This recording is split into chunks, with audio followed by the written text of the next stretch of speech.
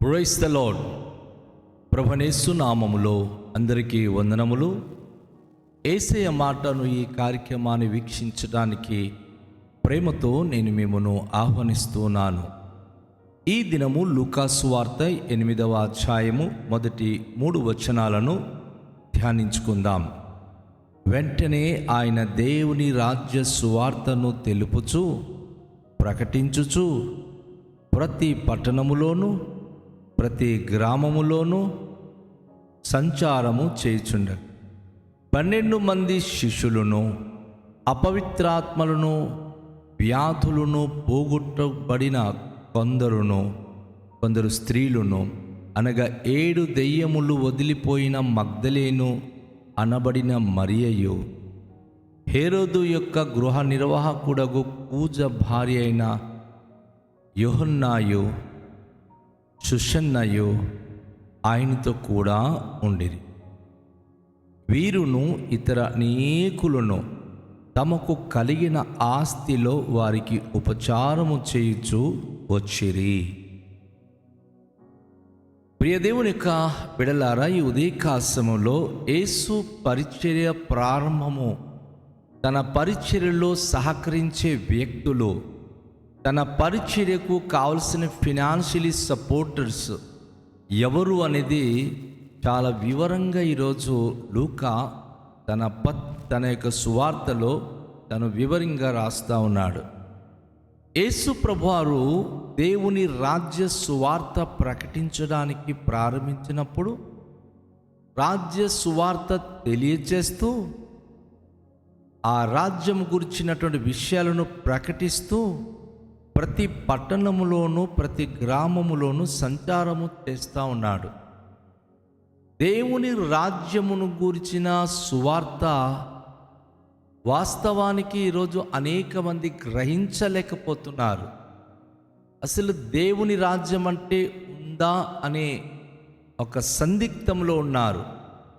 Routine dialogue ఒకటి వేస్తూ ఉంటారు మనుషులు. ఏంటంటే, మనము శరీరంలో ఉన్నప్పుడే, బ్రతికున్నప్పుడే అనుభవించాలి, తినాలి, త్రాగాలి, చచ్చిన తర్వాత ఎవరెక్కడికి వెళుతున్నారో ఎవరికి తెలుసు అంటారు. అయితే యేసు ప్రభువారు, నువ్వు బ్రతికున్నప్పుడు దేవుని రాజ్యానికి వెళ్ళలేవు, నువ్వు చనిపోయిన తర్వాతే దేవుని రాజ్యానికి వెళతావు అనేది ఆయన స్పష్టంగా తెలియజేశాడు. దైవ రాజ్యానికి వెళ్ళాలి అంటే ఒక మనిషి తను ఎలా బ్రతకాలి? ఆయన అంటాడు, దేవుని రాజ్యము అది భోజన పానముతో కూడినటువంటిది కాదు, నీతియు సమాధానమును పరిశుద్ధాత్మ యందలి ఆనందమునై ఉన్నది. యేసు ప్రభు రాజ్య సువార్త ప్రకటించినప్పుడు ప్రజలకు ఈ రోజు వరకు అర్థం కావట్లేదు. నీతిగా బ్రతకాలి, అందరితో సమాధాన స్థితి కలిగి ఉండాలి, అలాగే పరిశుద్ధాత్మ ద్వారా మన అపవిత్రమైన హృదయాలలో ఉన్న అపవిత్ర ఆలోచనలు తీసివేసి పరిశుద్ధ ఆత్మ ద్వారా మనము నింపబడిన వారై పరిశుద్ధ జీవితము కలిగి ఉంటేనే ఆ పరిశుద్ధ పట్టణములో, పరిశుద్ధ దేవుని సముఖములో మనము నిలబడగలము. పరలోక రాజ్యము అది సామాన్యమైనవి కాదు, అది పరిశుద్ధమైనది, అది ఎంతో ఉన్నతమైనవి. అందులో ప్రవేశించడానికి ప్రభు విద్యార్థ కోరట్ల, అందులో ప్రవేశించడానికి ఆర్థిక సమృద్ధి కలిగిన స్థితి ఊరుకోట్లేదు ఆయన. అందులో ప్రవేశించడానికి ఒక మనిషి బలవంతుడై ఉండాలని చెప్పట్లా. ఆయన ఒక మాట అంటారు, ఆత్మ విషయమై దీనులైన వారు ధన్యులు, పరలోక రాజ్యము వారిది. అలాగే ఈ లోకములో ఎవరైతే నిందించబడి, హింసించబడి, దూషించబడుతున్నారో అట్టివారిదే పరలోక రాజ్యం. అలాగే మరొక మాట ప్రభు చెప్పారు, ఎవరైనా హెచ్చించబడకుండా నేను గొప్పోణ్ణి, నా మాటే చెల్లాలి అనుకున్నవాడు కాదు, తనను తాను తగ్గించుకొని చంటి పిల్లల్లాంటి స్వభావము, చంటి పిల్లల్లాంటి ఆ దీన మనస్సు, తగ్గింపు స్వభావము కలిగి ఉన్నవారే పరలోక రాజ్యంలో ప్రవేశించుదురు అని యేసు ప్రభువారు ఈ దేవుని రాజ్య సువార్త ప్రకటించినప్పుడు ఆ మాటలు నచ్చిన వారు, ఆ మాటను ఇష్టపడిన వారు, అంగీకరించిన వారు తనను వెంబడించడం మొదలుపెట్టారు. ఆ వెంబడించినటువంటి వారి జాబితా ఇక్కడ లూకా తెలియచేస్తూ ఉన్నాడు. ఆయన ఏర్పరచుకున్న 12 మంది శిష్యులు ఆయన రాజ్య సువార్త మరి వింటూ యేసు ప్రభుతో పాటు మరి ఆయనతో వెంబడించేటటువంటి ఒక బాధ్యత కలిగిన వారై ఉన్నారు. అదే సమయంలో అనేక మంది అపవిత్రాత్మలను, వ్యాధులను పోగొట్టుకొనబడిన కొందరు స్త్రీలు, ఇక్కడ గమనించండి, యేసు ప్రభు పరిచర్యలో తన 12 మంది శిష్యులే మగవాళ్ళది కనిపిస్తున్నారు. కానీ తక్కిన వారు అనేక మంది స్త్రీలు, దెయ్యాలు వెళ్ళగొట్టబడిన స్త్రీలు, 7 దెయ్యములు వదిలిపోయిన మగ్దలేను అనబడిన మరియా, హేరోదు యొక్క గృహ నిర్వాహకుడకు కూజ భార్య అయిన యోహన్నాయు, సుసన్నాయు ఆయనతో కూడా ఉండిరి.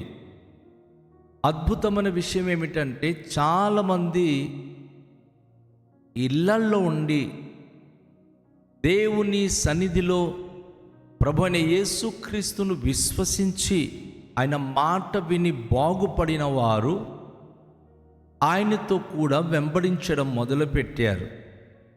సాధారణంగా ఈ రోజుల్లో మనము చూస్తూ ఉన్నాం, అనేక మంది మరి సాధులుగా బయటికి వచ్చి రకరకాల వేషధారణతో ఆడపిల్లలను మోసము చేయడం అనేది జరుగుతుంది. ఆడపిల్లల మనసు సున్నితమైనవి, వారికి సమాధానం కలిగి ఉండాలి, సంతోషం కలిగి ఉండాలన్న ఆశ ఉంది. లోకంలో వారు ఎదుర్కొంటున్న అనేకమైన బాధలు, వ్యధలు, కష్టాల్లో ఎవరు ఆదరిస్తారు? కొన్నిసార్లు భర్త వలన వారికి ఆదరణ దొరకదు, తల్లిదండ్రుల వలన ఆదరణ దొరకదు, స్నేహితుల వలన ఆదరణ దొరకదు. ఆదరణ లేని స్థితిలో జీవిస్తున్నటువంటి బిడ్డలు ఎవరైనా మాకు ధైర్యపరుస్తారా, ఆదరణ ఇస్తారా అని ఎదురు చూస్తూ ఉంటారు. ఈరోజు అనేక మంది వంచకులు బయలుదేరి, మోసగాళ్ళు బయలుదేరి డబ్బులు దోచుకుంటున్నారు. అనేక మంది ఆడవాళ్ళను దోచుకొని భంగము చేసి విడిచిపెడుతున్నారు. దాని ద్వారా వ్యవస్థ పాడవుతుంది. అనేకమైన నేరాలు, ఘోరాలు ప్రపంచంలో, సమాజంలో మనము చూస్తూ ఉన్నాం. అయితే యేసు ప్రభు దినాలలో అపవిత్రాత్మ ఒక వ్యక్తి చెడిపోవడానికి గల కారణం ఏమిటంటే, ఈ అపవిత్రాత్మ ప్రవేశించినప్పుడు ఒక స్త్రీ కానీ పురుషుడు కానీ చెడిపోతారు. ముఖ్యంగా ఆడవాళ్ళ మనసు సున్నితమైనది కనుక అపవాది అయిన సాతానుడు వారినే పట్టుకొని మోసగించే పని ప్రారంభించున్నాడు. అది ఇప్పుడు కాదండి, తొలి మానవులైన ఆదాము హవ్వ నుండియే ఆడపిల్ల మనస్సును దోచుకొని దైవ సన్నిధి నుంచి వారిని పడగొట్టే పని సాతానుడు చేస్తూ ఉన్నాడు. కనుక యేసు ప్రభు వారి దగ్గరికి వచ్చిన అనేక మంది స్త్రీలు, వారికి ఉన్న వ్యాధులు, వారికి పట్టి పీడిస్తున్న దురాత్మ శక్తులు యేసు ప్రభు వారు వెళ్ళగొట్టినప్పుడు వారు ఎంతో గౌరవంగా యేసు ప్రభు వారి యొక్క పరిచర్యలో యేసు ప్రభుతో కలిసి సేవ చేయడానికి ఇష్టపడినటువంటి చరిత్ర మనం చూస్తున్నాం. మగ్దలేను అనబడిన మరియ కూడా అపవిత్రాత్మ 7 దెయ్యాలు తనను పట్టి పీడించినప్పుడు తన స్థితిగతులన్నీ కూడా చాలా దారుణంగా మారిపోయి ఉండేది. ఆమె అనేకమైనటువంటి నీచ పనులు చేయడానికి కూడా ఆమె దిగజారిపోయిన స్థితి, తనకు కొన్ని సందర్భంలో మరి భయంకరమైనటువంటి పాపము చేసిన స్త్రీ అని కూడా పిలిచేవారు. ఎందుకంటే ఈ 7 దెయ్యాలు పట్టి పీడించినప్పుడు స్టెబిలిటీగా ఆమె ఉండలేకపోయేది. విభిన్నమైన రూపములో, విభిన్నమైన స్థితిలో తన జీవితాన్ని నష్టపరుచుకునేది. నా ప్రియ సహోదరి, నా ప్రియ సహోదరుడా, తగుమాత్రము వస్త్రం ధరించి పరిశుద్ధులుగా, నీతిమంతులుగా ఉండాలని బైబిల్ చెప్తోంది. కానీ స్త్రీల జీవితానికి వచ్చినప్పుడు దురాత్మ ఒకవేళ ఎవరైనా పట్టినప్పుడు ఆ దురాత్మ స్త్రీల యొక్క స్టైల్ను మార్చేస్తుంది. వారి మాటలు కానీ, వారి ప్రవర్తన కానీ, వారి వస్త్రధారణ కానీ మార్పు చేసి పూటకొకలాంటి వేషాలు వేయడానికి సాతానుడు మరి వారిని చాలా శోధిస్తూ ఉంటుంది. కనుక మగ్దలిని మరియమ్మ కూడాను గంటకొకలాంటి వేషాలేస్తూ రకరకాల పరిస్థితుల మధ్య జీవితం గడిపినప్పుడు యేసు ప్రభువారు ఆమెను స్వస్థపరిచాడు. ఆ దెయ్యాల స్థితి నుంచి, ఆ 7 దెయ్యాల భయంకరమైన పరిస్థితుల నుంచి మరి తనను స్వస్థపరిచినందుకు యేసును వెంబడించడం మొదలుపెట్టింది. అంతేకాదు, హేరోదు రాజు యొక్క గృహ నిర్వాహకుడుగా కూజా అనే ఒక వ్యక్తి పనిచేస్తూ ఉంటే తన భార్య యోహన్నయు, సుషన్నయు వారును యేసు ప్రభువారిని అపరిమితంగా గౌరవించి ఆయనను సేవ చేస్తూ, ఆయనకి ఉపచారము చేస్తూ ముందుకు సాగారు. వీరు స్త్రీలు అవ్వచ్చు, కానీ తమకు కలిగిన ఆస్తిలో యేసు ప్రభుకు తన శిష్యులకు ఉపచారము చేస్తూ రావడం అనేది విశేషం. ఈరోజు ఒకవేళ స్త్రీ గనుక తను ఏదైనా దాన ధర్మాలు చేయాలి అనుకుంటే భర్తలకి ఇష్టం ఉండదు.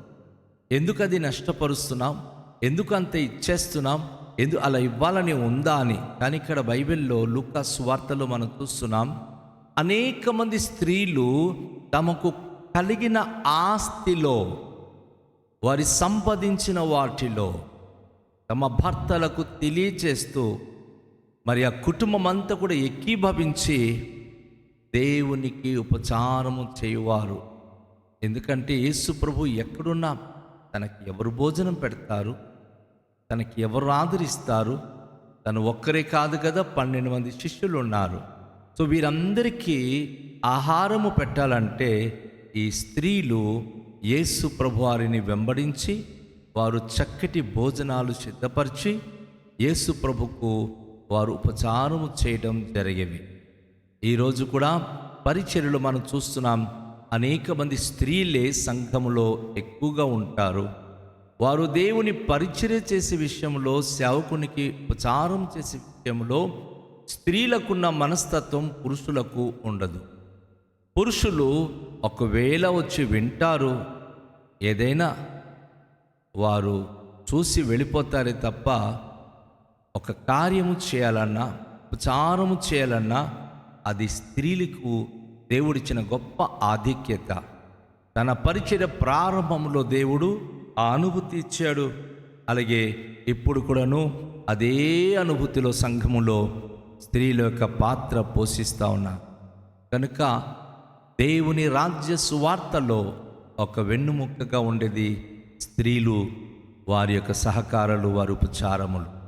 ఆ అనుభూతి ప్రతి కుటుంబంలో ఉండి సంఘములో ప్రతి స్త్రీలు దేవుని మహిమ కొరకు, దేవుని పరిచర్యలు ఉపచారము చేయుట కొరకు సమర్పణ కలిగిన వారే ఉండాలని రండి ప్రార్థన చేద్దాం. దయగల తండ్రి, ఈ దినము మీరు మాతో మాట్లాడిన మాటల కొరకు వందనాలు. సంఘంలో స్త్రీ యొక్క పాత్ర ఎంతో ఉన్నతమైనవి, స్త్రీ యొక్క పాత్ర ఎంతో విశేషమైనది. వారితోనే మీరు రాజ్య సువార్త ప్రారంభించి ఎక్కడికి వెళ్ళినా మీకు ఉపచారము చేసే ఆ బాధ్యత స్త్రీలకు మీరు అనుగ్రహించారు. ఈరోజు మా సంఘములో, మా కుటుంబాలలో, మా జీవితాలలో ప్రభువా అట్టి దీవెన ఇచ్చి ప్రతి స్త్రీ సమర్పణ కలిగి మీ పరిచర్యలో ప్రధానమైన పాత్ర వహించి మీ పరిచర్య చేయుటకు కృపనివ్వండి. మీ కరుణ, మీ కటాక్షము అనుగ్రహించండి. మీ దయలో నడిపించండి. మీ యొక్క కృపలో బలపరచండి. ఈ దినచర్య అంతట్లో మందరికీ తోడై ఉండి నడిపించుమని, వాక్యానుసారంగా జీవితం జీవించుటకు కృపనిమ్మని యేసు నామములో ప్రార్థిస్తున్నాము తండ్రి. ఆమేన్. అందరికీ షాలోం. ప్రభు మనను దీవించునుగాక.